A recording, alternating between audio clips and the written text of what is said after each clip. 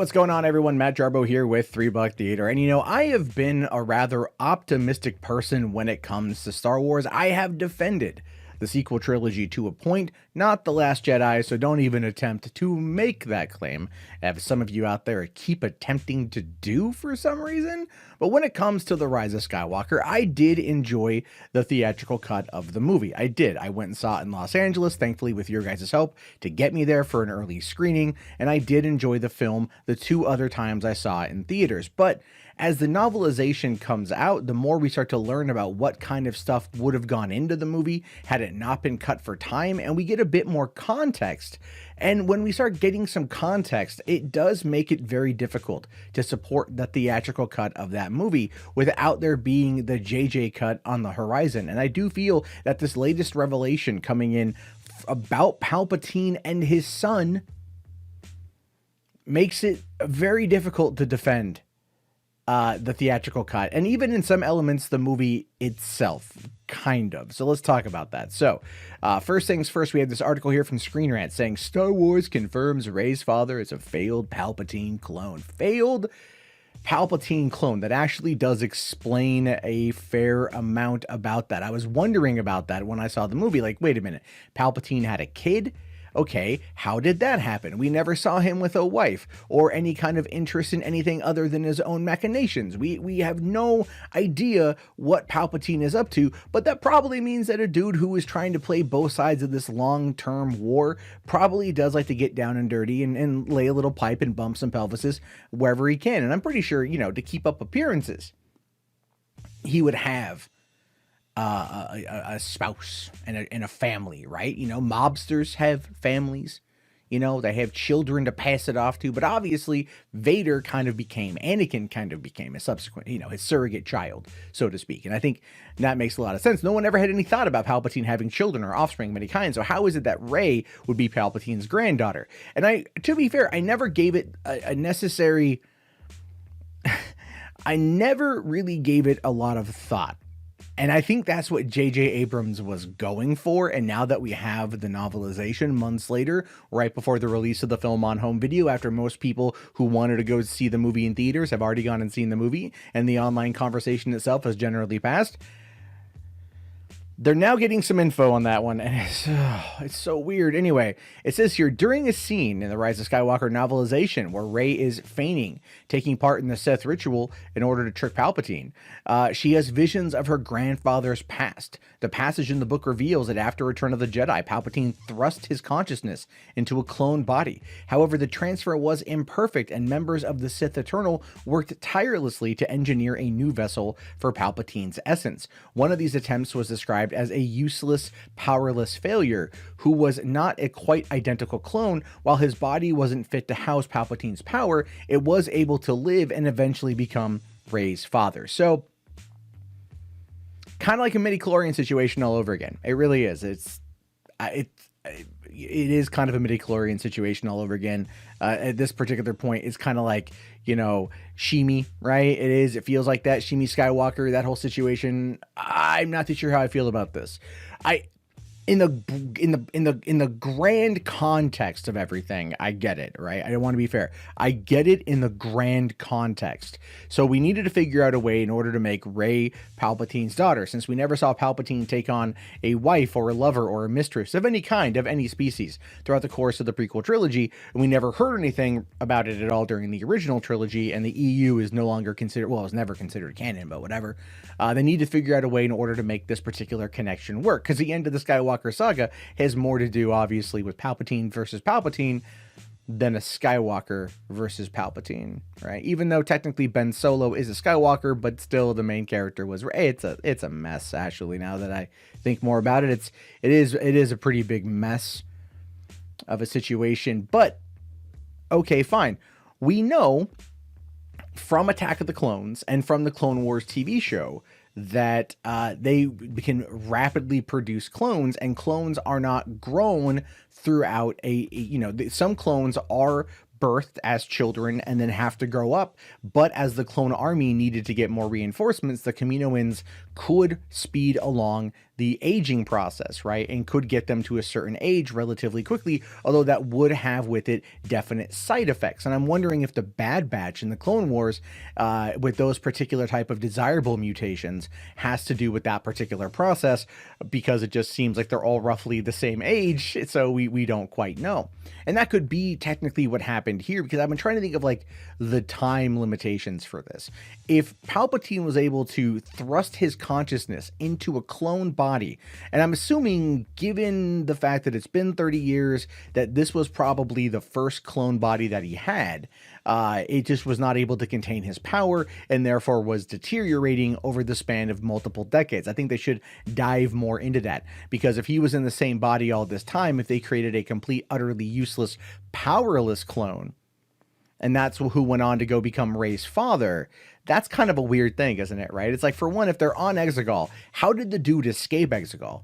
For one, how did he make it to a planet, meet Jodie Corner, who was Rey's mom, smash uglies, get her pregnant, and then live in exile away? If he's got no powers, then all things considered, Palpatine probably wouldn't be able to track him if he has got no connection to the Force. Now, granted, Palpatine is an evil mastermind and all that stuff probably could happen like that, but still, again, there's so many things here that are just brought up in terms of questioning, and it does make it ridiculous in and of itself. Even though I may be in the Star Wars apologist in me at this point is saying, let's find a way to make it work. I think I can honestly tell you that there is not really a way to make it work. That there is not really a way to make this actually come across as being a decent storyline. She should have never been a Palpatine.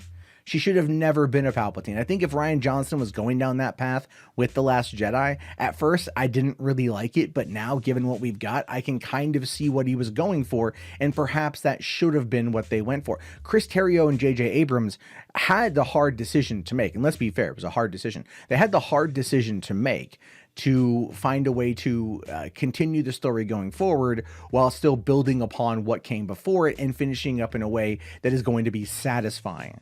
And they were given a very strict deadline of 2 years, and they tried to make it work. And this is one of the reasons why movies that have to stick to these predetermined release dates, especially of the size of Star Wars, end up running themselves into the ground. When I look at the concept of it being a failed Palpatine clone, in essence, on paper, it sounds pretty cool, but the way that the movie pushed it was not cool. It was just like, oh, it's, I am your grandfather sort of thing. And you're like, wait, what? Huh? How did that happen? Like, no explanation. None whatsoever. We had no information, no backstory. Like, everything with Palpatine was just kind of like, you'll figure it out.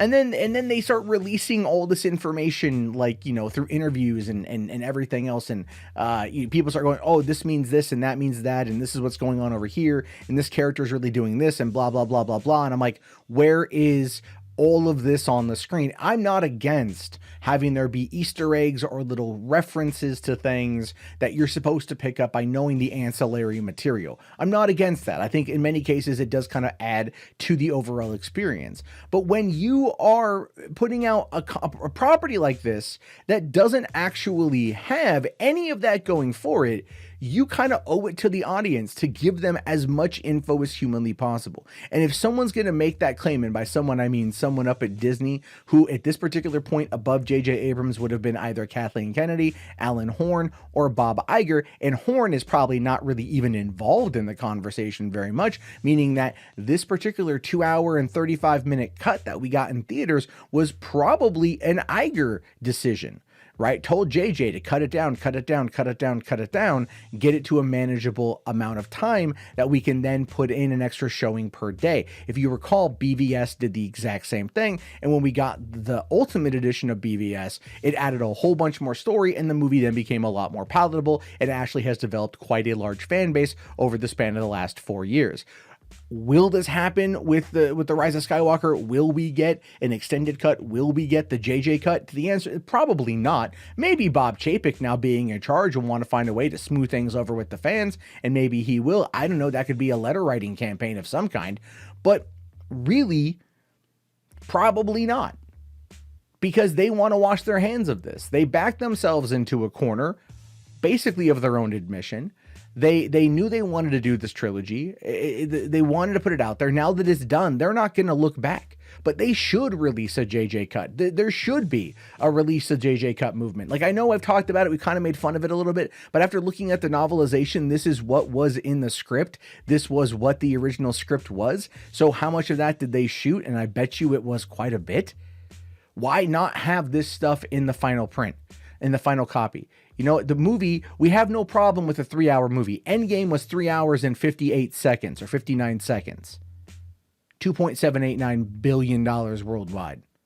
People will spend the extra time and they'll go repeatedly if it tells a coherent enough story. And somehow, with the success of Endgame coming in from the same overall studio, you figure they would have maybe thought to themselves, yeah, let's just do this. But no. They made it good enough.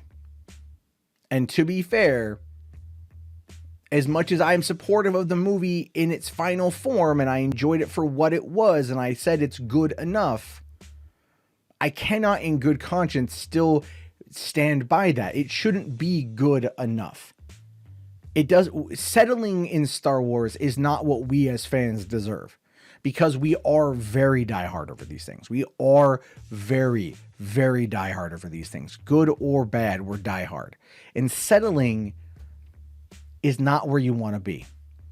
And I don't know if this stuff in the movie would have made it better. I'm sure some of you out there will agree. Some of you out there will disagree, and that's fine.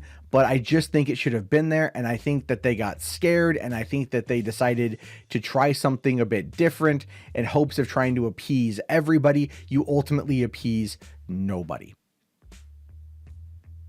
And that's how I look at this situation with this whole failed Palpatine clone thing, because it's just another example. And when the full novelization drops, and people already have it right now, they've been reading it, we're going to get more of these little background tidbits of information, these things that should have been in the movie, that weren't in the movie, and that doesn't make it a better going experience, that doesn't make it anything better. It just ends up taking away. This is not where like deleted scenes can add to a movie. This information actively takes away from the finished product because it's stuff that should have been there for the sake of story, for the sake of narrative, and for the sake of wrapping things up. Instead, we got Finn with some, hey, I'm Force sensitive, 2 scenes with him, like him chasing Rey the whole movie roughly, and whatever, and like just went nowhere. It just more things that went nowhere. And it bothers me as a storyteller that they went nowhere with so much and they had all the time in the world to do it. So maybe we'll get an extended cut on Disney Plus. Maybe we'll get lucky and something will happen. Maybe fans will rise up, Reylos, anti-Reylos, pro-sequel trilogy, anti-sequel trilogy, and will like start asking for the JJ cut or an extended cut or something that can make this as whole as humanly possible. You know what I mean? Like the Ultimate Edition of BVS, and I know I'm going to keep going back to that, but the Ultimate Edition of BVS is something that, in my opinion, saved that franchise. And it's one of the reasons why fans 2+ years later are still asking for it, because they know it's something better exists. Why studios are so afraid of giving it to them, I don't know. It's so frustrating. So while I am still excited for the High Republic and for whatever comes next from the Fallen Order franchise and from Mandalorian Season 2, Cassian Andor apparently starts filming on June 1st. Obi-Wan will start filming next year. I'm excited for that. But just, I am more than done with the sequel trilogy at this point. It comes out soon on home video. I don't even know if I'm going to buy it. I really honestly don't know if I'm going to buy it. I might wait till Black Friday when it's on sale, but I'm definitely probably not going to buy it right away because I'm so frustrated at it right now by looking at all of these things, because this is what should have been in the movie in order to complete the story that you said you wanted to complete and you did come up short on, and it's your own damn fault. And it's just Very, very, very annoying. Anyway, I leave it to you. Your thoughts, your opinions. Let me know down in the comments below. I will talk to you guys later. Have yourself a great day. Please be sure to like and comment and subscribe if you want to get in on the action further. The Facebook page is linked below. You can also become a channel member, help the channel grow that way. And I do appreciate everyone watching. I'll see you guys later. Have yourself a great day, and peace out.